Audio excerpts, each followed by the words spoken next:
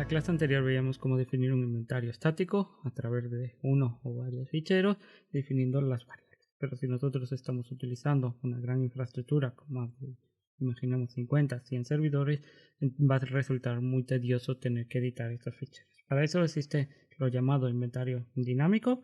Lo que vamos a hacer es llamar a un script, que ese script se va a conectar a nuestro proveedor en la nube o que va a generar a través de nuestro inventariado. A lo mejor tenemos una aplicación donde tenemos todos nuestros servidores y nos va a devolver los servidores y cierta configuración y lo podemos utilizar dentro de Ansible. Es posible utilizar un inventario dinámico a partir de un proveedor cloud, como puede ser Amazon Web Services, Google Cloud Platform o por ejemplo si tenemos nuestros servidores en DigitalOcean. También podemos utilizar nuestros propios entornos, por ejemplo utilizando de inventariado las máquinas virtuales que tenemos dentro de OpenStack o utilizando OVIRT, o si estamos utilizando contenedores con OpenShift podemos también realizarlo. Y si tenemos Zabbix, que es una herramienta de monitorización y tenemos nuestros servidores, también lo podemos utilizar como fuente para listar todos los servidores, sus IPs y cómo conectarnos a ellos también.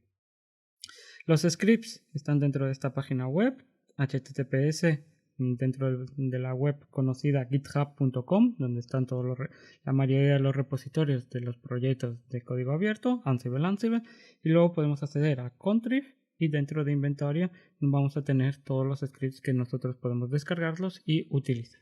Vemos aquí que tenemos un listado amplio de distintos software que nosotros podemos ir utilizando. Vemos que tenemos Cloud Stack, tenemos por ejemplo el inventariado también de Docker, tenemos DigitalOcean, tenemos para Foreman, Google Cloud Platform, Nagios, y tenemos Nagios también podemos obtener la lista de servidores desde un servidor configurado con Nagios, OpenStack, OpenShift.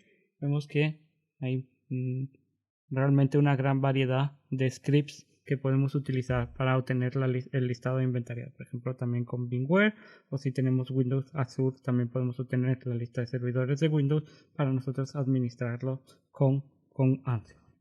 En este ejemplo que os voy a mostrar, he descargado el script para Google Cloud Platform y también la configuración. También está en el mismo repositorio y se llama gc.ini. Si abro este fichero, yo he definido ciertos parámetros. Por ejemplo, cuál es el usuario para conectarnos, service account, y dónde está el certificado privado, que es un fichero que yo he generado dentro del directorio del usuario root, y el identificador del proyecto. En este caso es el identificador autogenerado por Google Platform. Me dice cómo conectarme a estos servidores. Yo he configurado para utilizar la IP pública con externa. Si tenemos conexión con Google Cloud Platform, podríamos utilizar interna, pero en este caso vamos a utilizar la clave pública, la IP pública, para conectarnos a ellos. Una vez que nosotros tenemos definido nuestros valores dentro de gc.ini, podemos ejecutar individualmente este script.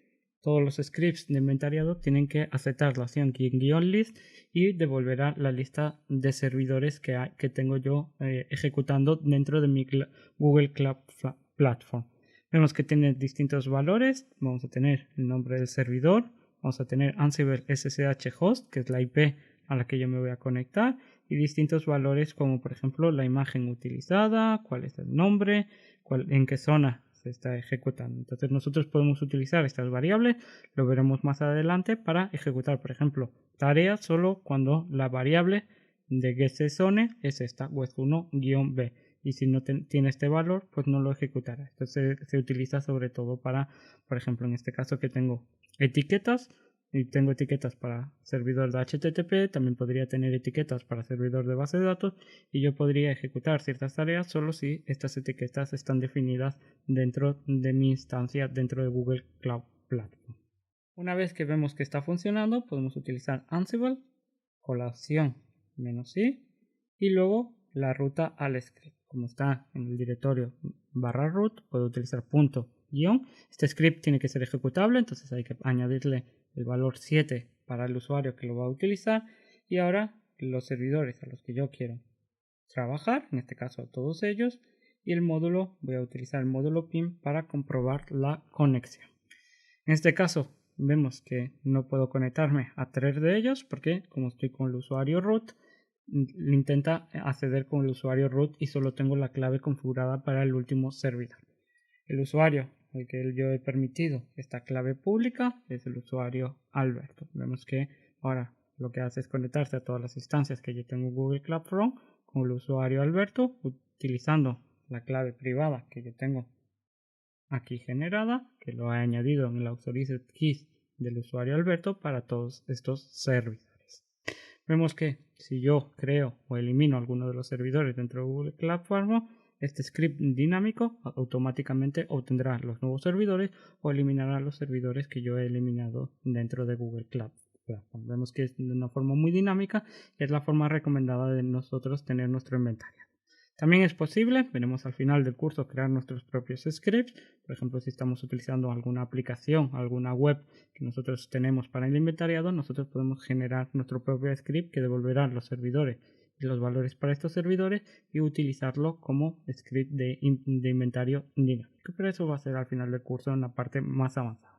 Lo importante de esta clase es saber que nosotros vamos a tener inventario estático, sobre todo si tenemos pocos servidores, pero podemos utilizar inventario dinámico cuando tenemos muchos servidores y utilizamos un proveedor de cloud o nuestro proveedor de cloud privado como puede ser OpenStack.